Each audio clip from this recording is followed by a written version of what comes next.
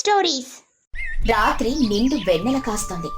సోమయ్య అతని స్నేహితుడు రంగయ్య పొలం గట్టు మీద కూర్చొని మాట్లాడుకుంటూ ఉన్నారు. పొలంలో కూరగాయల పంట కళ్ళకు పండుగలా కనిపిస్తోంది.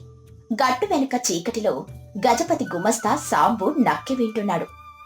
రంగయ్య, ఆ వెన్నెల వెలుగులో మన పొలాన్ని చూస్తుంటే నా రెండు కళ్ళు చాలటం లేదు. ఈ 6 నెలలు నా రక్తాన్ని నీరుగా మార్చి రాత్రింబవళ్ళు కష్టపడి సాగు చేసిన పంట ఆ దేవుడి దయ వల్ల ఈసారి దిగుబడి బ్రహ్మాండంగా వచ్చింది. ఆ గుమ్మడికాయలు చూడు, ఒక్కొక్కటి ఏనుగు కుంభస్థలంలో ఎంతెత్తుకు పెరిగాయో. అవును సోమయ్య, నీ కష్టం ఊరికే పోలేదు. మన ఊళ్ళోనే కాదు, చుట్టుపక్కల 10 ఊళ్ళలో కూడా ఎవరూ ఇంత అద్భుతమైన కూరగాయల పంట పండించలేదు. ఆ వంకాయలు నిగనిగలాడుతున్నాయి. ఆ ఆనపకాయలు నీ చేతి పొడవును పెరిగినాయి. రేపుదయాన్నే ఈ పంటను కోసి బండ్ల మీద పట్నం సంతకు తీసుకెళ్తే నీకు కాసుల వర్షం కురవటం ఖాయం. కాసుల వర్షం గురించి కాదు రంగయ్య నా ఆనందం. అహర్నిశలు నేను పడ్డ శ్రమకి ఫలితం దక్కింది. ఈ పంట నమ్మి నా అప్పులన్నీ తీర్చేస్తాను. నా భార్య గౌరికి 2 మంచి బట్టలు కొనిపెడతాను. సరే, చాలా రాత్రి అయింది, ఇక మనం ఇళ్ళకెళ్ళి పడుకుందాం. రేపు తెల్లవారుజామునే వచ్చి పంట కొయ్యాలి. ఎందుకైనా మంచిది సోమయ్య, ఈ రాత్రికి నేనిక్కడే పొలం గట్టు మీద పడుకొని కావలి కాస్తాను. పంట చేతికొచ్చే సమయంలో ఏ పశువులో పడితే నష్టంగా. పశువుల భయమేమీ లేదు రంగయ్య, చుట్టూ గట్టిగా కంచేశాను. అయినా మన ఊళ్ళో దొంగల భయం ఎప్పుడూ లేదుగా. నువ్వు కూడా రోజంతా నా పొలంలో సాయం చేసి అలసిపోయావు. ఇంటికెళ్ళి హాయిగా నిద్రపో, ఉదయాన్నే గలుద్దాం. అలా సోమయ్య రంగయ్య ఇళ్లకు బయలుదేరారు. సాంబు చీకట్లో నుండి బయటకొస్తాడు. సాంబు తనలో తాను నవ్వుకుంటూ, వెళ్ళండ్రా వెళ్ళండి, హాయిగా నిద్రపోండి. మీ ఊళ్ళో దొంగల భయం లేకపోవచ్చు, కానీ మా గజపతి దొరగారి కనుబడితే ఏదీ మిగలదు. ఈ కూరగాయల పంటను చూసి దొరగారు ఎంత సంబరపడతారో. రేపుదయం మీరొచ్చి చూసేసరికి ఇక్కడ ఒక్క కాయ కూడా మిగలదు. వెంటనే వెళ్ళి దొరగారిని బళ్లను తీసుకొస్తాను. ఇక మరుసటి రోజు సూర్యోదయం అయింది. సోమయ్య తన భార్య గౌరీని తీసుకుని ఉత్సాహంగా పొలానికొస్తాడు. రంగయ్య కూడా చేతిలో కొడవలితో వస్తాడు. పొలాన్ని చూసి ముగ్గురు ఒక్కసారిగా నిశ్చేష్టులైపోతారు. పొలంలో ఒక్క కూరగాయ కూడా లేదు. తీగలన్నీ తెగిపోయి నేలంతా పాడైపోయింది. సోమయ్య గట్టిగా ఏడుస్తూ నేల మీద పడిపోయి, అయ్యో దేవుడా, ఎంత ఘోరం జరిగిపోయింది. నా కడుపు కొట్టేశారు, నా ప్రాణం దోడేశారు. రాత్రికి రాత్రి నా పంటంతా మాయమైపోయింది. గౌరీ, నా బతుకు ఆగమైపోయింది. ఏమండి, ధైర్యం తెచ్చుకోండి. ఇలా నేల మీద పడి ఏడిస్తే పోయిన పంట తిరిగి రాదు. రాత్రి మనం చూసినప్పుడు ఆ నిండుగా ఉన్న కూరగాయలన్నీ గాలిలోకి మాయం కాలేదు కదా. ఎవరో దొంగలు కావాలని మన పొలం మీద పడ్డారు. కన్నీళ్లు తుడుచుకోండి. దొంగను పట్టుకునే దారి ఆలోచిద్దాం. సోమయ్య, గౌరీ చెప్పిందే నిజం. ఇది పశువులు చేసిన పని కాదు. పశువులైతే తీగల్ని పీకేస్తాయి, కాయల్ని సగం కోరి కొద్దులేస్తాయి.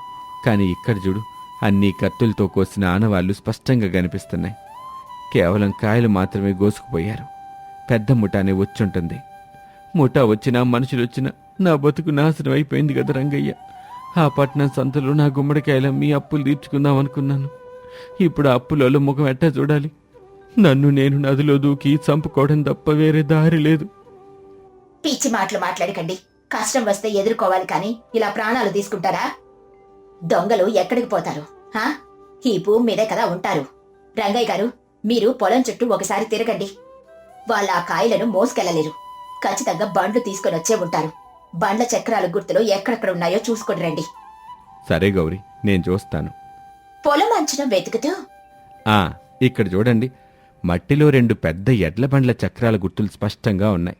బరువు ఎక్కువగా ఉండటం వల్ల చక్రాలు మట్టిలో బాగా లోతుకు దిగబడ్డాయి. ఈ గుర్తులు తూర్పు దిక్కుగా ఊరివైపు వెళ్తున్నాయి. ఇంకెందుకు ఆలస్యం, ఆ గుర్తుల వెంట వెళ్దాం రండి. మన కూరగాయల పంట ఏ దొంగల ఎంట చేరిందో ఇప్పుడే తేలిపోతుంది. పదండి. బండ్ల చక్రాల గుర్తులు నేరుగా ఊరి పెద్ద ధనవంతుడైన గజపతి దొరగారి గిడ్డంగి దగ్గరకొచ్చి ఆగాయి. గిడ్డంగి తలుపులు తెరిచే ఉన్నాయి. లోపల గజపతి దొరగారు, గుమస్తా సాంబు ఉన్నారు. సాంబు ఆ పెద్ద గుమ్మడికాయలను వంకాయలను లెక్క పెడుతున్నాడు.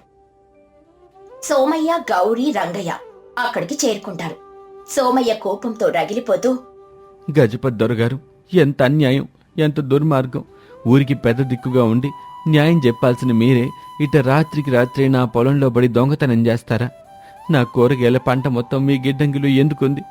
నా పంట నాకు ఇచ్చేయండి. యారా సోమయ్య, పొద్దున్నే కళ్ళు దాగొచ్చావా? నోటికి ఎంతొస్తే అంత మాట్లాడుతున్నావు. నేనెవరో తెలుసు కదా. ఈ ఊరికి పటేల్ని, 10,000 ఎకరాల ఆస్తిపరుణ్ణి. నేనెందుకురా నీ పొలంలో దొంగతనం చేస్తాను? నాకేమైనా దరిద్రం పట్టిందా? మీరు దొంగతనం చేయకపోతే మా పొలంలో రాత్రికి రాత్రి మాయమైన కూరగాయలన్నీ ఈ ఉదయం మీ గిడ్డంగిలో ఎట్టా ప్రత్యక్షమయ్యాయి దొరగారు? చక్రాల గుర్తులు కూడా మీ ఇంటి వరకే వచ్చినాయి. ఈ కాయలన్నీ మావే. ఈ గుమ్మడికాయల పరిమాణం చూస్తే చాలు అవి సోమయ్య పండించినవి అని ఊళ్ళో ఎవరైనా చెప్తారు. నోరు ముయ్యి రంగయ్య, దొరగారికే ఎదురు సమాధానం చెప్తావా? ఇవి సోమయ్య పండించినవని అనటానికి మీ దగ్గర ఆధారాలేమిటి? కాయల మీద ఏమైనా సోమయ్య పేరు రాస్తుందా? ఈ కాయలు దొరగారి సొంతం. మొన్న పట్నం వెళ్ళి కాయలు కొనుక్కొని రాత్రే ఎడ్ల బండి మీద తీసుకొచ్చారు. గౌరీ ముందుకొచ్చి, పట్నం వెళ్ళి కొనుక్కొని వచ్చారా? ఎంత పచ్చాబద్దం సాంబు. పట్నంలో ఎక్కడా ఇలాంటి కాయలు దొరకనే దొరకవు. ఎందుకంటే ఈ విత్తనాలు మేము ఎంతో దూరం నుండి తీసుకొని వచ్చి నాటాం. అయినా దొరగారు తినడానికైతే ఇన్ని వందల కాయలు ఎందుకు కొంటారు? ఓహో, నువ్వా గౌరీ? నీ గురించి ఊళ్ళో గొప్పగా చెప్పుకుంటారు. కాని నా ముందు నీ ఆటలు సాగు. నేను తినటానికి కొనలేదు. మహారాజు గారి జన్మదిన వేడుకలకు కానుకగా పంపటానికి కొన్నాను. ఈ అరుదైన పంటను పంపిస్తే మహారాజు గారు సంతోషించి నాకు మంత్రి పదవిస్తారు. అందుకే ఇవి ఇక్కడున్నాయి. దొరగారు, పదవుల కోసం ఓ పేద రైతు కడుపు కొట్టబాకండి. నా ప్రాణం పెట్టి పండించిన పంటది. దయచేసి నా కాయలు నాకు ఇచ్చేయండి అయ్యా. నేను మీ కాలు పట్టుకుంటాను. నా కాళ్ళు పట్టుకున్నా, నా తల పట్టుకున్నా ఈ కాయలు నావే. మీకు దమ్ముంటే ఇవి మీ కాయలే అని నిరూపించుకోండి. అప్పుడు తీసుకువెళ్ళండి. అంతేగాని నా ముందరిస్తే గుమాస్తాలతో తన్నించి మరీ తరిమేస్తాను. పోండిక్కడి నుంచి. రాత్రికి రచ్చబండ దగ్గర పంచాయతీ పెడదాం. అక్కడ తేల్చుకుందాం. సోమయ్య ఇంటి ముందు నేల మీద కూర్చొని మౌనంగా కన్నీరు కారుస్తున్నాడు. రంగయ్య కూడా విచారంగా ఉన్నాడు. గౌరీ మాత్రం చాలా తీవ్రంగా ఆలోచిస్తోంది. చూసావా గౌరీ, వాళ్ళకి ఎంత అహంకారము. దొంగతనం చేసి అడ్డంగా దొరికిపోయినా సరే నాకేంటి సంబంధం అని బొక్కాయిస్తున్నారు. మనమేం నిరూపించగలం? కూరగాయలకి నోరుండదుగా నేను సోమయ్య పొలంలో పండాను అని చెప్పడానికి. అవును సోమయ్య, దొరగారు అడిగిన ప్రశ్నలోనూ తప్పులేదు. మనమా నిరూపించలేం. ఊరి పంచాయతీలో అందరూ దొరగారికే భయపడి ఆయన పక్షాన్ని నిలబడతారు. న్యాయం మన పక్కనున్న గెలుపు వాళ్ళకే అవుతుంది. ఈ పంట మనం వదులుకోవాల్సిందే. గౌరీ నవ్వుతూ, వదులుకునేది లేదు రంగయ్య గారు. వాళ్ళ దగ్గర డబ్బు బలం ఉండొచ్చు, కాని మన దగ్గర ధర్మం బుద్ధి ఉన్నాయి. దొరగారు దర్పంతో ఒక మాట అన్నారు, గుర్తుందా? కూరగాయల మీద మీ పేరేమైనా రాసుందా అని అడిగారు కదా. అవును, వాటి మీద పేరు రాసే ఉంది. నేను ఈ సాయంత్రం పంచాయతీలో అవి మనమేనని ఖచ్చితంగా నిరూపిస్తాను. ఏంటి గౌరీ నువ్వు మాట్లాడేది? కూరగాయల మీద మన పేరెట్ట రాసుంటుంది? అది నాకేం అర్థం కావటంలా. మీకిప్పుడేమీ అర్థం అవ్వాల్సిన పని లేదు. నేను చెప్పింది చెప్పినట్టు చెయ్యండి. రంగయ్య గారు, మీరు వెంటనే మన పొలానికి వెళ్ళండి. అక్కడ దొంగలు కోసి వదిలేసిన తీగలున్నాయి కదా, ఆ తీగలను వాటి వేర్లతో సహా భూమిలో నుండి చాలా జాగ్రత్తగా పికిలించి ఒక పెద్ద పుట్టలో వేసుకుని ఇక్కడికి తీసుకురండి. తీగలెందుకు గౌరీ? వాళ్ళు కాయలు లాక్కుపోతే మనం ఎండిపోయిన తీగలు పట్టుకొని పంచాయతీకి వెళ్తే అందరూ నవ్వుతారు. నవ్విన వాళ్ళే సాయంత్రం దొరగారి ముఖం చూసి ఆశ్చర్యపోతారు. మీరు నేను చెప్పినట్లు ఆ తీగలను తీసుకురండి. ముఖ్యంగా ఆ కాయలు తెంచిన చోట ఉన్న మొనలు ఏమాత్రం విరగకుండా, పాడవకుండా చాలా భద్రంగా తీసుకురండి. ఆ తెగిన తీగల అంచులే మన పంటను మనకు తిరిగి ఇప్పిస్తాయి. వెళ్ళండి త్వరగా. రంగయ్య అయోమయంగానే అక్కడి నుండి పొలానికి బయలుదేరుతాడు. గౌరీ ముఖంలో ఆత్మవిశ్వాసం కనిపిస్తుంది. ఊరి మధ్యలో ఉన్న పెద్ద మర్రి చెట్టు కింద రచ్చబండ దగ్గర పంచాయతీ మొదలైంది. ఊరి పెద్ద ధర్మయ్య న్యాయాధికారిగా కుర్చీలో కూర్చొనున్నాడు. చుట్టూ ఊరి జనం నిలబడున్నారు. ఒక పక్క గజపతి, సాంబు దర్జాగా కుర్చీలలో కూర్చొనున్నారు. మరో పక్క సోమయ్య, గౌరీ, రంగయ్య పెద్ద పుట్టలతో చేతులు కట్టుకుని నిలబడున్నారు. పంచాయతీ మొదలు పెడుతున్నాను. ఊరి జనులారా శాంతించండి. సోమయ్య, నీ ఫిర్యాదేంటో సభ ముందు నిర్భయంగా చెప్పు. నీకు జరిగిన అన్యాయం ఏంటి? అయ్యా ధర్మయ్య గారు, దయచేసి నన్ను కాపాడండి అయ్యా. నేను 6 నెలలు ప్రాణం పెట్టి పండించిన కూరగాయల పంట రాత్రికి రాత్రే మాయమైపోయింది. ఆ బండ్ల గుర్తులు పట్టుకొని వెళ్తే నా గుమ్మడికాయలు, వంకాయలు అన్నీ గజపతి దొరగారి గిడ్డంగిలో ఉన్నాయి. ఆయన వాటిని తనవని బుకాయిస్తున్నారు. నాకు న్యాయం చేయండి అయ్యా. గజపతి దొరగారు, సోమయ్య చెప్తున్న మాటలు విన్నారు కదా. ఊరికి పెద్దగా ఉన్న మీ మీద ఇంత పెద్ద నింద పడింది. దీనికి మీరేం సమాధానం చెప్తారు? ఆ గిడ్డంగిలో ఉన్న కాయలు ఎవరివి? ధర్మయ్య గారు, ఈ పేదవాడికి మతి భ్రమించి ఏదేదో మాట్లాడుతున్నాడు. వాడికి పంట పోయిన బాధలో ఊళ్ళో ఎవరింట్లో కూరగాయలున్నా అవి తనవే అనుకుంటున్నాడు. నా గిడ్డంగిలో ఉన్న కూరగాయలు నా సొంతం. నేను వాటిని పట్నంలో ₹1,000 పెట్టి కొనుక్కొని వచ్చాను. మహారాజు గారికి పంపడానికి సిద్ధం కూడా చేశాను. దొరగారు, పట్నంలో కొన్నదానికి ఏమైనా రసీదుందా? లేదా మిమ్మల్ని చూసిన సాక్షులెవరైనా ఉన్నారా? సాంబు లేచి నిలబడి, సాక్షులెందుకు ధర్మయ్య గారు? దొరగారు అబద్ధం చెప్పాల్సిన అవసరమేముంది? ఈ కాయలు దొరగారవనటానికి ఆధారాలు అడుగుతున్నారు గదూ. మరి ఇవి సోమయ్యవే అనటానికి వాళ్ళ దగ్గర ఏమైనా ఆధారాలున్నాయా? పంట ఎవరిదైనా ఒకేలాగా ఉంటుంది. ఆ ఆధారాలు లేనప్పుడు ఇవి దొరగారివేనని మీరు తీర్పు చెప్పాలి. ధర్మయ్య గారు, పెద్దలందరికీ నా నమస్కారం. సాంబు గారు అడిగిన ప్రశ్న చాలా సరైందే. ఆధారాలు లేకుండా మేము ఎవరిని నిందించకూడదు. కానీ ఆ గిడ్డంగిలో ఉన్న పంట మాదే అనడానికి నా దగ్గర తిరుగులేని ఆధారం ఉంది. దాన్ని నిరూపించే ముందు సాంబు గారిని నేను కొన్ని ప్రశ్నలు అడగాలి. ఆయన నిజం చెబితే పంట వాళ్ళదేనని నేను ఒప్పుకుంటాను. సరే గౌరీ, అడుగు. సాంబడు, నువ్వామె అడిగే ప్రశ్నలకు సమాధానం చెప్పు. సాంబు గారు, ఆ కూరగాయలు పట్నంలో కొన్నారని చెబుతున్నారు కదా. ఆ గుమ్మడికాయలను బండ్ల మీద తీసుకొని వచ్చింది మీరే కదా. పట్నంలో ఆ కాయలను ఏ సమయంలో కొన్నారు? ఉదయమా, మధ్యాహ్నమా, సాయంత్రమా? సాంబు కొంచెం కంగారు పడుతూ దొరగారి వైపు చూసి, అది మధ్యాహ్నం కొన్నాం గౌరీ. బాగా ఎండగా ఉన్న సమయంలో కొన్నాం. అవునా? మధ్యాహ్నం ఎండలో కొంటే కాయలు వెచ్చగా ఉండాలి కదా. కానీ ఈ ఉదయం మేము గిడ్డంగిలో కాయలు చూసినప్పుడు వాటి మీద ఇంకా మంచు బిందువులున్నాయి. రాత్రికి రాత్రి కోసిన కాయలకే అలా మంచు పట్టుంటుంది. రోజుల క్రితం కొన్న వాటికే మంచు ఎక్కడి నుండి వస్తుంది సాంబు గారు? గజపతి కోపంగా కల్పించుకుంటూ, ఏయ్ గౌరీ, మంచు గురించి వాన గురించి మాకు నీతులు చెప్తావా? రాత్రి బండి ప్రయాణంలో గాలికి చల్లబడి మంచు పట్టిందేమో. ఇలాంటి పిచ్చి ప్రశ్నలతో కాయలు నీవని ఎలా నిరూపిస్తావు? ఆధారాలు చూపించు, లేదా మూసుకొని కూర్చో. తొందరపడకండి దొరగారు.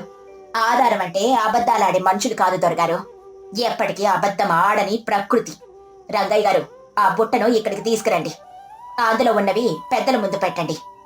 రంగయ్య ముందుకొచ్చి బుట్టలో ఉన్న తెగిపోయిన ఎండిన కూరగాయల తీగలను రచ్చబండ మీద పెడతాడు. అందరూ ఆశ్చర్యంగా చూస్తారు. ఆ తీగలను చూసి గజపతి నవ్వుతాడు. ఏంటిది ధర్మయ్య గారు? ఈ గౌరీ పిచ్చిదైపోయింది. నేను ఆధారాలు అడిగితే పిచ్చి చెత్తని, ఎండిన తీగల్ని తీసుకొచ్చింది. వీటితో ఏం నిరూపిస్తుంది? దొరగారు, ఇవి చెత్త కావు. ఇవి ఆ గుమ్మడికాయలకు ప్రాణం పోసిన కన్న తల్లులు. ఒక బిడ్డకు తల్లికి ఉన్న బంధం ఎలాంటిదో ఈ తీగకు కాయకు ఉన్న బంధం కూడా అలాంటిదే. ఆ గిడ్డంగిలో ఉన్న కాయలు పట్నంలోనివి కావు, ఈ తీగల నుండి తెంచబడినవే. ధర్మయ్య గారు, దయచేసి దొరగారి గిడ్డంగి నుండి ఒక 10 గుమ్మడికాయలను ఇక్కడికి తెప్పించండి. అసలు నిజం ఇప్పుడే తేలిపోతుంది. సేవకులారా, వెంటనే వెళ్ళి ఆ గిడ్డంగిలో ఉన్న 10 పెద్ద గుమ్మడికాయల్ని ఇక్కడ తీసుకురండి. గజపతి దొరగారు, మీరు మౌనంగా ఉండండి. ఆమె ఏం చేస్తుంది? సేవకులు వెళ్లి 10 పెద్ద గుమ్మడికాయలను తీసుకునొచ్చి రచ్చబండ మీద పెడతారు. ధర్మయ్య గారు, దొంగలు కాయలను కోసేటప్పుడు ఆతృతగా బలవంతంగా లాగి తెంచుతారు. అలా తెంచినప్పుడు కాయకున్న తొడిమి ఒక క్రమ పద్ధతిలో కాకుండా ఒక వంకర ఆకారంలో ఒక పదునైన అంచులతో విరిగిపోతుంది. ఆ విరిగిన తొడిమ సగం కాయకుంటే మిగిలిన సగం ఈ తీగకుంటుంది. ధర్మయ్య ఆసక్తిగా, అవును గౌరీ, నువ్వు చెప్పేది నిజమే. అయితే ఇప్పుడేంటి? ఇప్పుడు ఈ కాయలను ఒక్కొక్కటిగా తీసుకుని ఈ తీగలకు ఉన్న అంచులతో జత చేద్దాం ధర్మయ్య గారు. నా భర్త పొలంలో పండినవైతే ఈ కాయ తొడిమ అంచు, ఆ తీగ అంచు ఒక తాళం చెవిలాగా ఖచ్చితంగా అతికిపోవాలి. ఏ మాత్రం సందు లేకుండా అతుక్కుపోతాయి. ఒకవేళ ఇవి పట్నంలో కొన్నవే అయితే ఈ తీగలకు ఆ కాయలకు ఎలాంటి సంబంధము ఉండదు కదా. రండి, మీ చేతులతోనే పరీక్షించండి. ఆ మాట వెనుకని గజపతి దొరగారి ముఖంలో రక్తం చుక్కలేదు. సాంబు వణకడం మొదలుపెట్టాడు. ఊరి జనులంతా ఉత్కంఠంగా చూస్తున్నారు. ధర్మయ్య ముందుకొచ్చి ఒక గుమ్మడికాయను చేతిలోకి తీసుకున్నాడు. దాని తొడిమ వంకరగా తెగిపోయింది. గౌరీ ఒక తీగను తీసుకుని ధర్మయ్యకిచ్చింది. ధర్మయ్య కాయ తొడిమను తీగ అంచును కలుపుతూ, శివ శివ, ఎంత ఆశ్చర్యం! ఈ కాయ తొడిమ, ఈ తీగ అంచు ఏమాత్రం ఖాళీ లేకుండా ఒకే కొమ్మలాగా ఖచ్చితంగా కలిసిపోయాయి. ఈ కాయ ఈ తీగకు పుట్టిందే.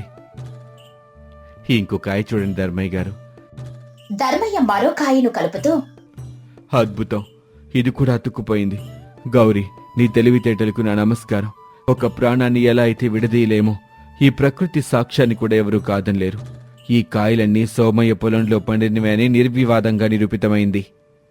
గ్రామస్తులంతా గట్టిగా చప్పట్లు కొడుతూ గౌరీని మెచ్చుకుంటారు. ధర్మయ్య కోపంగా గజపతి వైపు తిరిగి, గజపతి దొరగారు, ఇప్పుడు చెప్పండి, పట్నంలో మీరు కొన్న కాయల తొడిమలు సోమయ్య పొలంలోని తీగలకి ఎలా అతుక్కున్నాయి? మీరు చేసిన దొంగతనం అందరి ముందు బయటపడింది. ఊరికి పెద్దగా ఉండి ఇంత నీచమైన పనికి ఒడుగడతారా? మీ వల్ల ఊరి పరువు పోయింది. నన్ను క్షమించండి ధర్మయ్య గారు.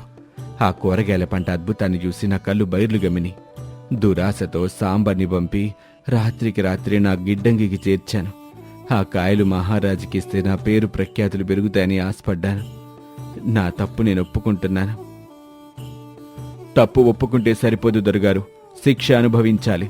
సోమయ్య పంటను మీరు దొంగిలించినందుకు జరిమానాగా ఆ కూరగాయలు సోమయ్యకు తిరిగి ఇవ్వటంతో పాటు 2,000 రూపాయల నష్టపరిహారం కూడా ఈ రాత్రే సోమయ్యకు చెల్లించాలి. లేకపోతే ఈ విషయాన్ని నేరుగా మహారాజు గారి దృష్టికి నేను తీసుకెళ్లాల్సి వస్తుంది. అయ్యో వద్దు ధర్మయ్య గారు, మహారాజు గారికి తెలిస్తే మా దొరగారి తల తీసేస్తారు. ఇప్పుడే నేను వెళ్ళి ఆ 2,000 రూపాయలు తీసుకొస్తాను. సాంబు పరిగెత్తుకుంటూ వెళ్లి డబ్బు తీసుకొనొచ్చి ధర్మయ్యకిస్తాడు. ధర్మయ్య ఆ డబ్బును సోమయ్యకిస్తాడు. సోమయ్య, గౌరీ, రంగయ్య ఇంటి ముందు కూర్చొని ఆనందంగా మాట్లాడుకుంటూ ఉంటారు. సోమయ్య చేతిలో 10 గుమ్మడికాయలు, 2,000 రూపాయల డబ్బు ఉన్నాయి. గౌరీ, నా జీవితంలో ఇంతటి సంతోషాన్ని నేనెప్పుడూ అనుభవించలా. ఒక పక్క మన పంట మనకు దక్కింది, ఇంకో పక్క పట్నం వెళ్ళకముందే ఇంత పెద్ద మొత్తం మన చేతికొచ్చింది. నా అప్పులన్నీ తీరిపోయినట్టే. నీ తెలివి లేకపోతే ఈ పాటికి నా ప్రాణాలు గాల్లో గలిచిపోయేవి. అవును సోమయ్య, ఊళ్ళో అందరూ నీ తెలివైన భార్య కూరగాయల పంటను ఎలా కాపాడిందో కథలు కథలుగా చెప్పుకుంటున్నారు. ఆ తీగలకి కాయలంటించే ఉపాయం నీకెలా తట్టిందమ్మా? ప్రకృతి ఎప్పుడూ నిజమే చెబుతుంది రంగయ్య గారు. ప్రతి వస్తువుకి ఒక మూలం ఉంటుంది. ఆ మూలాన్ని మనం మర్చిపోకూడదు. దొరగారు తన డబ్బుతో ఏమైనా చెయ్యొచ్చు అనుకున్నారు, కానీ సత్యం వద్దు ఏ బలమూ నిలబడలేదు. నిజమే గౌరీ, ఇక మనకి ఎలాంటి భయమూ లేదు. రేపు ఉదయాన్నే ఈ డబ్బుతో ముందు అప్పులు తీరుస్తాను. ఆ తర్వాత మిగిలిన కాయల్ని పట్నం తీసుకెళ్ళమ్మి పట్టు చీరలు తీసుకొస్తాను. పట్టు చెర్లు నాకేం వద్దు గాని రేపు మళ్ళీ మన పొలాన్ని చక్కగా దున్ని ఇంకా మంచి విత్తనాలు వేయండి. ఈసారి మన కష్టాన్ని, మన పంటను ఎవరూ టచ్ చేయలేరు. అలా ముగ్గురు సంతోషంగా నవ్వుకుంటారు. వెన్నెల కాంతి వాళ్ళ ముఖాల్లో ఆనందాన్ని మరింత ప్రకాశవంతంగా చేస్తుంది. అది ఒక పాతకాలపు పల్లెటూరు. సాయంత్రం వేళ రచ్చబండ దగ్గర సుబ్బమ్మ, లక్ష్మి, రాధ, గౌరీ ముచ్చట్లు పెట్టుకున్నారు. లక్ష్మి భర్త రామయ్య కొద్ది దూరంలో మంచం మీద కూర్చొని చుట్టూ జరుగుతున్నది చూస్తున్నాడు. అప్పుడే సీత చిరిగిన బట్టలతో చేతిలో ఒక పాత గిన్నెతో అక్కడికొచ్చింది. ఆమె చూపులు మాత్రం చురుగ్గా ఉన్నాయి. సీత దీనంగా, అమ్మా ధర్మప్రభువులు, ఏమన్నా ఉంటే ఈ పేదరాలికి పెట్టండమ్మా, కడుపు కాలిపోతుంది. సుబ్బమ్మ విసుక్కుంటూ, ఏంట పిల్ల రోజు ఇదే టైంకి దిగుతావు? మా ఇల్లేమన్నా అన్నదాన సత్రం అనుకున్నావా? అవునమ్మా, నిన్నే కదా మా ఆయన నీకు పాత చీరిచ్చాడు, మళ్ళీ వచ్చావా? రామయ్య తల ఊపుతూ సీత వైపు గుర్రుగా చూస్తాడు. సీత నవ్వుతూ, అబ్బో ఆ చీర సంగతి అడక్కండమ్మా, అది వేసుకుంటే నా ఒంటికి కొత్త రంధ్రాలు పడినట్టు కాలాడుతుంది. అది చీర చెల్లడా? రాధ నవ్వుతూ, గాలాడితే మంచిదేగా, ఈ ఉక్కపోతగా హాయిగా ఉంటుంది. ఎందుకు ఇప్పుడు ఏంటిది బాధ? ఏముందమ్మా, 4 రోజులుగా సరైన తిండి లేదు, కడుపులో ఎలుకలు కాబట్టి ఆడుతున్నాయి. ఏమన్నా పిడికడు బియ్యం వేస్తే పుణ్యం పురుషార్థం ఉంటుంది. గౌరీ కోపంగా, బియ్యమా? కిలో బియ్యం ఎంత అవుతుందో తెలుసా నీకు? ఉట్టి పుణ్యానికి బియ్యం ఎవరు వేస్తారో? నీకు చేత కాదా పనులు చేసుకోవడానికి? పనులు చేద్దామనే ఉందమ్మా, కానీ నాకు పెద్ద సమస్య వచ్చి పడింది. సుబ్బమ్మ ఆసక్తిగా, సమస్య ఏంటది? ఎవరితోనైనా గొడవ పడ్డావా? సీత రహస్యంగా చెబుతున్నట్లు, గొడవ కాదమ్మా, నాకు రాత్రి కలలో సాక్షాత్ మహాలక్ష్మి వచ్చింది. లక్ష్మి, రాధా, గౌరీ ఒకేసారి ఆశ్చర్యంగా, మహాలక్ష్మ? రామయ్య కూడా ఆసక్తిగా వింటూ ఉంటాడు. అవునమ్మా, అమ్మగారు కలలోకి వచ్చి, ఓ సీత, నీకొక రహస్యం చెబుతాను విను. మీ ఊరి రచ్చబండ దగ్గర ఉండే 4 ఆడాలకు రేపొదయం గొప్ప అదృష్టం పట్టబోతుంది అని చెప్పిందమ్మా. లక్ష్మి సంతోషంగా, నిజంగానా? ఏంటా అదృష్టం? నాకు పట్టు చీరలేమన్నా వస్తాయా? నాకేమైనా బంగారు కాసులు దొరుకుతాయా? రాధ సందేహంగా, ఆగాగాగు, అమ్మవారు నీ కళ్ళలోకి ఎందుకు రావాలి? మా కళ్ళలోకి రావచ్చు కదా. అదే నాకు అర్థం కాలేదమ్మా. బహుశా నేను రోజు గుడి ముందు పడుకుంటాను కదా, అందుకే నా మీద దయ కలిగిందేమో. ఎందుకే అదృష్టం ఏంటే అది చెప్పు ముందు. సీత నిట్టూరుస్తూ, అది చెప్పాలంటే నా కడుపు నిండాలమ్మా. కడుపులో ఆకలి మడుతుంటే మాటలు బయటికి రావడం లేదు. ఆ అమ్మగారు కూడా చెప్పింది, ఎవరైతే నీకు కడుపు నిండా అన్నం పెట్టి చేతిలో కాస్త పైకం పెడతారో వాళ్ళకే ఆ అదృష్టం సిద్ధిస్తుంది అని. గౌరీ కోపంగా, చూసావా దీని కక్కుర్తి, మాకేదో అదృష్టమైన ఆశ పెట్టి మళ్ళీ మన దగ్గర రాగాలని చూస్తుంది చూడు. లక్ష్మి భయంగా, కానీ అమ్మవారు చెప్పింది కదా గౌరీ, ఒకవేళ నిజంగానే అదృష్టం వస్తే పోనీలే, నేనెళ్ళి కాస్త అన్నం పప్పు తీసుకొని వస్తాను. లక్ష్మి పరిగెత్తుకుంటూ ఇంట్లోకి వెళ్తుంది. రామయ్య ఆమె వెళ్తున్న వైపు చూసి తల పట్టుకుంటాడు. సరేలే, నేను ఓ పావలా ఇస్తాను. ఆ అదృష్టం ఏంటో చెప్పు. పావలాకి పావలా అదృష్టమే వస్తుందమ్మా. అమ్మవారు చెప్పింది చేతిలో పైకము అని. కాస్త గట్టిగా ఇస్తే ఆ అదృష్టం కూడా గట్టిగానే వస్తుందమ్మా. సరే సరే, నా దగ్గర ఓ ₹1/2 ఉంది, తీసుకో. ఇప్పుడు చెప్పు. లక్ష్మి అన్నం తెచ్చి సీతకిస్తుంది. రాధ, సుబ్బమ్మ డబ్బులిస్తారు. గౌరీ అయిష్టంగానే ఒక పావలా ఇస్తుంది. సీత అన్నం తింటూ, అబ్బా అమృతంలా ఉందమ్మా. ఈ పప్పులో నెయ్యి కొంచెం తగ్గింది, కానీ పర్వాలేదులే. లక్ష్మి తొందరగా, ఇప్పుడు చెప్పు సీత, ఏంటా అదృష్టం? సీత నోట్లో అన్నం పెట్టుకుంటూ, చెబుతా. నేను ఉదయం సూర్యోదయం సమయానికి మీ నలుగురు మీ ఇంటి పెరట్లో తూర్పు వైపు ముఖం చేసి నిలబడితే పైనుండి పూలవాన కురుస్తుంది. ఆ పూలవానలో బంగారు నాణాలు ఉంటాయట. గౌరీ నమ్మసక్యంగా లేకుండా, పూలవానలో బంగారు నాణాలా? ఎక్కడైనా విన్నామా ఇవన్నీ? నమ్మితే నమ్మండమ్మా, లేకపోతే లేదు. నాకు వచ్చిన కళ నేను చెప్పాను. అమ్మవారు చెప్పింది, నమ్మిన వాళ్ళకే ఈ అదృష్టం వస్తుంది. నేను నమ్ముతున్నానులే, రేపు పొద్దున్నే లేచి నిలబడతాను.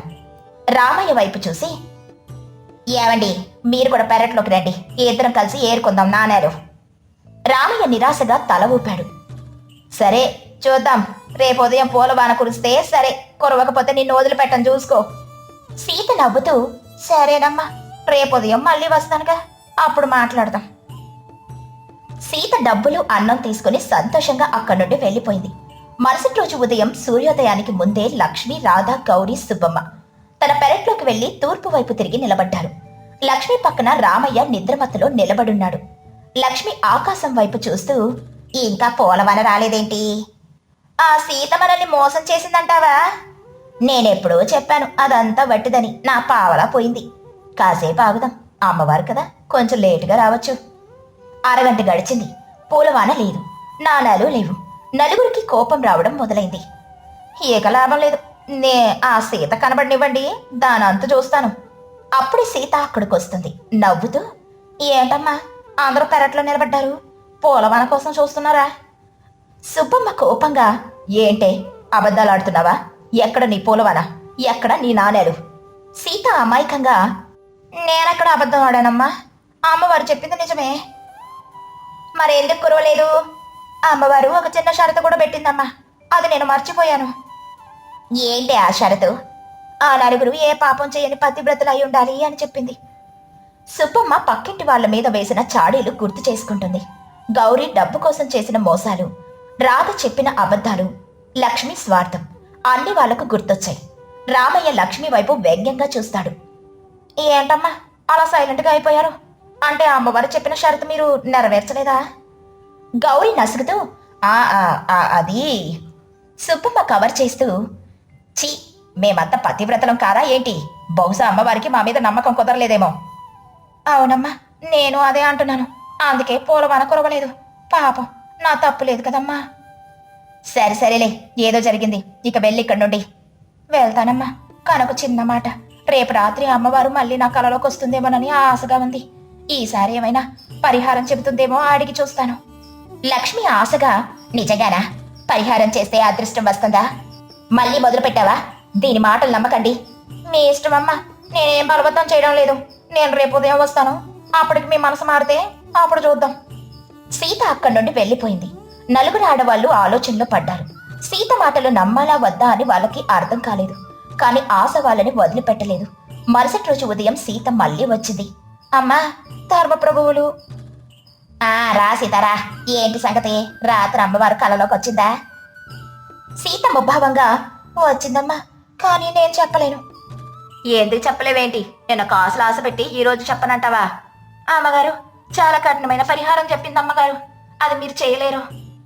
నువ్వు ముందు చెప్పు, మేం చేస్తామో లేదో మేము నిర్ణయించుకుంటాం. సీత సందేహిస్తున్నట్లు నటిస్తూ, సరే అమ్మవారేమన్నారంటే ఆ నలుగురు తమ దగ్గరున్న అత్యంత విలువైన వస్తువును ఒక పేదరాలికి దానం చేయాలి, అప్పుడే వాళ్ళ పాపాలు తొలగి పూలవాన కురుస్తుంది అని చెప్పిందమ్మా. అత్యంత విలువైన వస్తువు దానం చేయాలా? నా బంగారు గాజులు ఇవ్వమంటావా ఏమిటి? నేను అడగలేదమ్మా, అమ్మగారు చెప్పింది అంతే. నా దగ్గర ఉన్న పట్టు చీరలిస్తే సరిపోతుందా? మీ ఇష్టమమ్మా, అమ్మవారు విలువైంది అంది. అది ఏంటో మీకే తెలియాలి. నేను కాసేపు ఆ చింత చెట్టు కింద కూర్చుంటాను, మీలో మీరు మాట్లాడుకొని ఓ నిర్ణయానికి రండి. సీత అక్కడి నుండి కాస్త దూరంగా వెళ్లి చెట్టు కింద కూర్చుంటుంది. నలుగురు ఒకరి ముఖాలొకరు చూసుకుంటున్నారు. సుబ్బమ్మ గుసగుసగా, ఏంటే నిజంగానే ఇద్దామా? నా పట్టీలు 1/2 కిలో వెండి, అవి పోతే నా కోడలు నన్ను బతకనివ్వదు. నేను నా పాత చీర ఇద్దామని అనుకుంటున్నాను. మహాలక్ష్మికి పాతదో కొత్తదో ఎలా తెలుస్తుంది? మడిచిచ్చేస్తే సరి. పేచి మొహమ, ఆ అమ్మవారికి తెలీదా? పైగా సీత వెళ్లి పూజలో పెడుతుందట. అక్కడేమన్నా తేడా వస్తే మొదటికి మోసం వస్తుంది. మొన్న పతివ్రతల విషయంలో తేడా వచ్చిందే, మళ్ళీ ఇప్పుడు మోసం చేస్తే ఆ అమ్మవారు నిజంగానే శపిస్తుందేమో. లక్ష్మి భయంగా, అవునే గౌరీ, నా ఉంగరం ఇస్తాను, నా దగ్గర అదే విలువైనది. సరే సరేలే, ఆ సీతకి ఏది విలువైందో తెలియదు కదా, నేను ఒక గిల్ట్ నగ ఇస్తాను, అది అచ్చం బంగారం అలాగా మెరుస్తుంది. ఏమే గౌరీ, నీ బుద్ధి బురదగుంటా. రేపు పొద్దున పూలవానికి బదులు రాళ్ళవాన కురిస్తే మా అందరి నెత్తిన పడతాయి ఆ రాళ్ళు, నీ కకృతి పాడుగాను. గౌరీ కోపంగా, ఏంటే ముసలమ్మ బాగా మాట్లాడుతున్నావు? నా గిల్ట్ నగల గురించి నీకెందుకు? నీకంత ఉంటే నీ వెండి పట్టీలిచ్చుకో.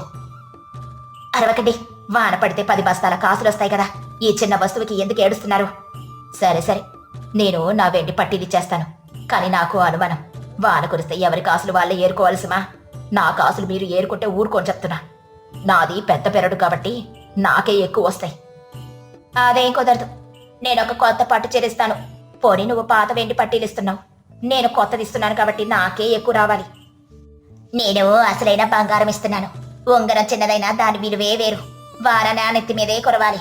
మా ఆయనకు తెలిస్తే నన్ను చావ కొడతాడు. కానీ రేపు పోలెడు కాసులొస్తే ఆ ఉంగరాలు 10 చేయించి ఆయన మొహాన కొడతాను. ఇదెక్కడ గొడవ? పడే వానని ఎవరి నెత్తి మీద పడాలో మనం శపించగలమా, శాసించగలమా? వాన పడ్డాక ఎవరి పెరట్లో వాళ్ళు పంచుకుందాం. సీత, ఓ సీత, ఇటు రావే. సీత మళ్ళీ వస్తుంది. ఏంటమ్మా, ఒక నిర్ణయానికి వచ్చారా? ఏమే సీత, నా దగ్గర వెండి పట్టీలున్నాయి, కానీ అవిస్తే నాకు ఎక్కువ నాణేలు పడేలా అమ్మవారితో చెప్తావా? సీత నవ్వుతూ, అమ్మవారి లెక్కలు వేరుగా ఉంటాయమ్మా. ఎవడెంత భక్తితో ఇస్తే వాళ్ళకంత ఎక్కువ అదృష్టం. నేను సిఫార్సు చేయడానికి కుదరదమ్మా. చూసావా సుబ్బమ్మ, దాని తెలివి. సరే, నేనైతే నా కొత్త పట్టు చీరిస్తున్నాను. మొన్న పండుగకి మా అన్నయ్య తెచ్చాడు, ఒక్కసారి కూడా కట్టలేదు. నా ఉంగరం చూసావా సీత, అచ్చం బంగారం, 2 తులాల పైనే ఉంటుంది. నేను నా పట్టు చీర రైకిస్తున్నాను. సీత, దీన్ని జాగ్రత్తగా అమ్మవారి పాదాల దగ్గర పెట్టు. సీత సంతోషం దాచుకుంటూ, చాలా మంచిదమ్మా, మీ పాపాలన్నీ కొట్టుకుపోతాయి. ఆ వస్తువులు నాకిస్తే నేను రేపు ఉదయం అమ్మవారి పాదాల దగ్గర పెట్టి పూజ చేస్తాను. నలుగురు తమ వస్తువులు తెచ్చి సీతకిస్తారు. సీత వాటిని ఒక మూట కట్టుకుంటుంది. ఆ అమ్మవారి దయ వల్ల రేపు మీకు ఖచ్చితంగా అదృష్టం పడుతుందమ్మా, నేను వెళ్తానమ్మా. సీత ఆ వస్తువులు తీసుకుని ఊరు దాటి వెళ్లిపోయింది. మరుసటి రోజు ఉదయం నలుగురు ఆడవాళ్లు మళ్లీ పెరట్లో నిలబడ్డారు. ఈసారి రామయ్య రాలేదు. మంచం మీద పడుకుని నిద్రపోతున్నాడు. 2 గంటలు గడిచాయి. గౌరీ కోపంగా పచార్లు చేస్తూ, 2 గంటలైంది, ఆ పూలవాన లేదు, రాగి కాసు కూడా లేదు. నా కొత్త చీర ఊరికే ఇచ్చేసానేంటి? ఆ బిచ్చగత్తె నా కంట పడితే దాన్ని పీక నొక్కుతాను. సుబ్బమ్మ కంగారుగా, కొంచెం ఆగే గౌరీ, ఆవేశపడుకు. అమ్మవారి పూజ స్వీకరించి వరాలు పంపడానికి కాస్త సమయం పడుతుందేమో. నా వెండి పట్టీలు కూడా దానంగా ఇచ్చాను కదా, అది గుర్తుంచుకో. రాధ సందేహంగా, సమయం పడుతుందా? నా పట్టురైక సంగతి సరే, నాకేదో అనుమానంగా ఉంది సుబ్బమ్మ గారు. మొన్నటిదాకా ఆకలితో అల్లాడిన సీత నిన్నెంత బలంగా ఉందో గమనించారా? నాకిచ్చిన పావలాలో కనీసం వడ్డీ అయినా రాలేదు. లక్ష్మి ముక్కు చీదుకుంటూ, అవును రాదా, నేను నా బంగారు ఉంగరం ఇచ్చాను. ఆ ఉంగరం మా ఆయన నాకు పెళ్లికి ముందు చేయించాడు. ఇప్పుడు ఆయనకి తెలిస్తే నన్ను ఇంట్లో నుండి గెంటేస్తాడు. నీ ఉంగరం పోతే పోయింది, నా కొత్త చీర ఎంత ఖరీదైందో తెలుసా? ముందే చెప్పాను కదా, ఇదంతా బిచ్చగత్తె నాటకమని. నా మాట ఎవరు విన్నారు గనక. సుబ్బమ్మ సర్ది చెబుతూ, అమ్మో అలా అనక గౌరీ, సాక్షాత్తు మహాలక్ష్మి పేరు చెప్పింది. దేవుడి పేరుతో అబద్ధాలు ఆడుతుందా ఎవరైనా? అదిగాక ఆ రోజు మనం పాపాలు చేసిన పతివ్రతనం కాదు కాబట్టి వాన కురవలేదు అంది. మరి దానం చేసిన తర్వాత మన పాపాలు పోయాయని గ్యారెంటీ ఏమిటి? రాధ నవ్వుతూ వెటకారంగా, అబ్బో పాపాలు పోయాయా, నిన్న రాత్రి మీరు పక్కింటి వెంకమ్మ పాలలో నీళ్లు కలిపారని ఊరంతా టవుకేశారు కదా, మీ పాపం ఎలా పోతుంది? సుబ్బమ్మ ఉలిక్కిపడి, ఏంటే నేను నీళ్లు కలపడం ఏమిటి? నేను చూసిందే చెప్పాను, అయినా నా పట్టీలు ఇచ్చాను కదా పాపం పోవాలని. గౌరీ నవ్వుతూ, నా పాపాలేమిటో నాకు తెలుసు, కానీ నేను నా చీర ఇచ్చేశాను, నా డబ్బు నాకు కావాలంతే.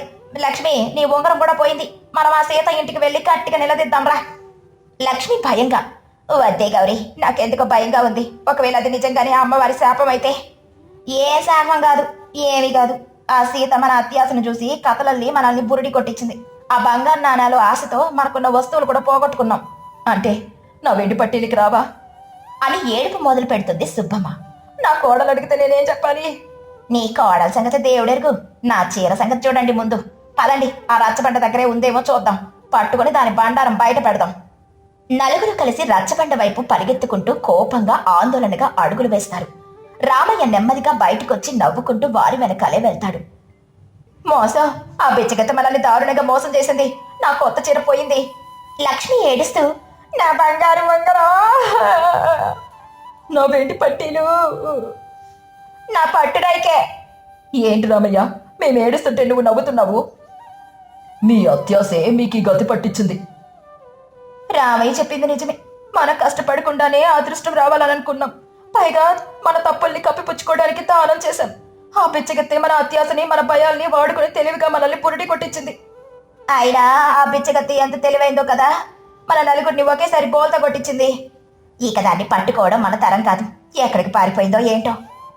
అప్పటి నుండి ఆ ఊళ్ళో ఎవరైనా బిచ్చగాళ్ళొస్తే ఆ నలుగురు భయపడి ఇంట్లోకి పారిపోయేవాళ్ళు. సీత మాత్రం ఆ వస్తువులను అమ్మి వేరే ఊళ్ళో ఒక చిన్న ఇల్లు కట్టుకుని సుఖంగా జీవించింది.